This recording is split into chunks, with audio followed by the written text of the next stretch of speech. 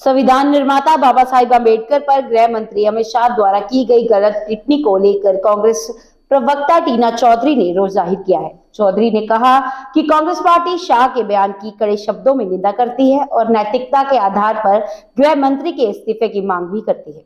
अम्बेडकर अम्बेडकर अम्बेडकर अम्बेडकर अम्बेडकर अम्बेडकर, इतना नाम अगर भगवान का लेते हैं तो 7 जन्मों तक स्वर्ग मिल जाता है।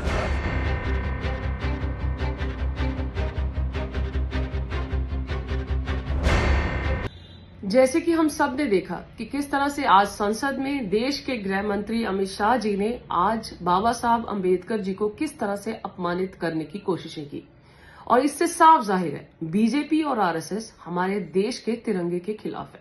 और अगर इनके पूर्वजों की बात करूं, वो भी शुरू से ही अशोक चक्र का विरोध करते रहे हैं।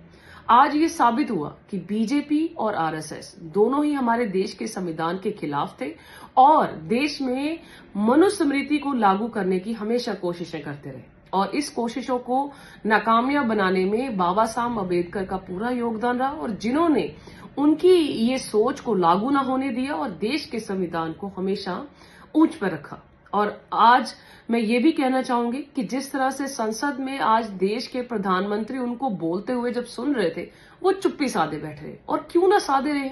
वो खुद भी जब गुजरात के मुख्यमंत्री थे, उन्होंने तब भी दलितों के ऊपर एक मंद बुद्धि जैसा शब्दावली वर्त के ये बताया गया था कि जो दलित लोग हैं ये मंद बुद्धि के बराबर है। इससे साफ जाहिर है कि आपकी दलितों की, पिछड़ी जातियों की, आदिवासियों के खिलाफ जो सोच और जिस तरह से लेके आप अपने देश में चलाने की कोशिशें कर रहे हैं, इनको हम कभी कामयाब नहीं होने देंगे।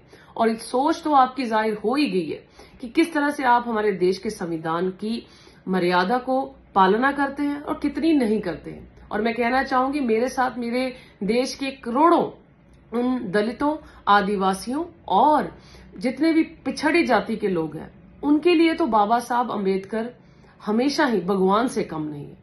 और मैं कहना चाहूंगी अमित शाह जी, ये देश का अम्बेडकर कोई देश का फैशन नहीं, अम्बेडकर जी एक देश के पैशन है, जिन्होंने हमेशा ही पिछड़ी और दलित वासियों को लिए और आदिवासियों के लिए हमेशा ही भगवान के रूप के बराबर काम किया है। और गरीबों के लिए और महिलाओं के लिए जो संविधान उन्होंने लिखे हैं, आज भी उनको लोग याद करते हैं।